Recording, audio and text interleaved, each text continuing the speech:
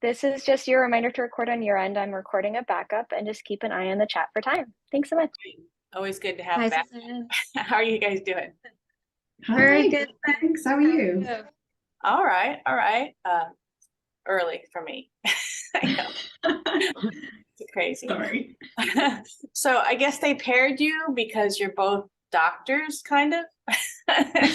Yeah, a little bit. Doctors in the building. Yeah, yeah. Do your characters become friends at some point later on, or can you tell us? I don't know if we can say they become friends, but I'd say that they definitely have interactions that you wouldn't know, that you wouldn't have predicted in episode one. Yeah, yeah, they seem very different. Yeah. People. So what did each of you like best about the script when you got it? Christina? Sorry, I just jumped in there. No.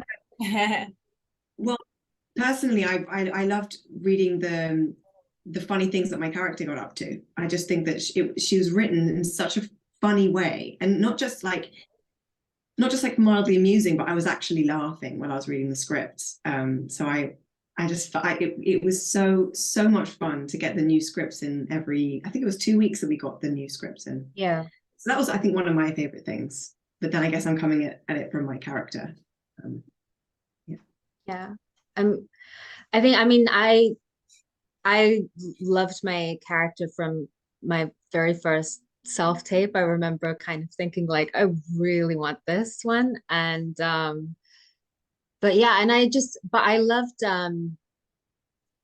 loved just how just kind of seeing these relationships develop, and the stakes of it start so high and then it stays so high. So it's so compelling, and you're kind of seeing these, it kind of, everything has an urgency to it, and then you're seeing these relationships develop in the midst of all that. And these are very, these are, people at the end of the day. And so that was really exciting. Just to kind of, it is very much kind of feels like a character driven drama. Yeah. Action though, it grabs you, and then keeps you interested, and just like holds on to you. Yeah. And also just it's very interesting to see how these people would actually, like, they only have each other and they're in space, like they couldn't get any more remote from everything else. It's just very interesting experiment to have all these different personalities on board and seeing how that develops. I just think it's just so clever. Yeah, they keep that sense of danger going. It's not exactly Star Trek, is it? So Shalina, have you played a doctor before, or someone who has her particular problems either? No, that was very exciting, in that everything was very new to me. And I think not only to play a doctor, but to kind of play a doctor with those level of stakes. So it was kind of like jumping straight into the deep end, like from the very beginning. So that was all very new. So that was all like incredibly exciting for me as an actor to play. I've heard from other actors who play doctors that they had trouble with all the medical terms. Did you have any trouble with those? Yeah, there was a lot of practice going on behind the scenes, and then as well as especially kind of like using the different tools and kind of having to look like, you've done this 1,000 times. When, kind of, I'm kind of there in my hotel room, like YouTubing how do you administer an injection? Like, like, how do you do CPR? Yeah. Right. And did you have to do any research as far as the problem she has that she develops? I don't want spoilers. No, I know you mean.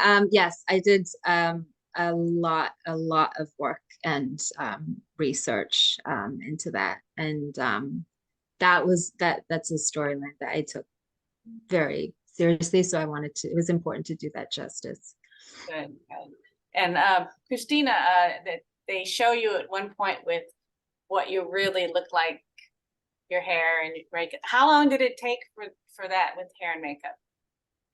Well, I think it took about 2 hours to put it on, but we had to get it made first, and that was the most time-consuming part of it, because they had to.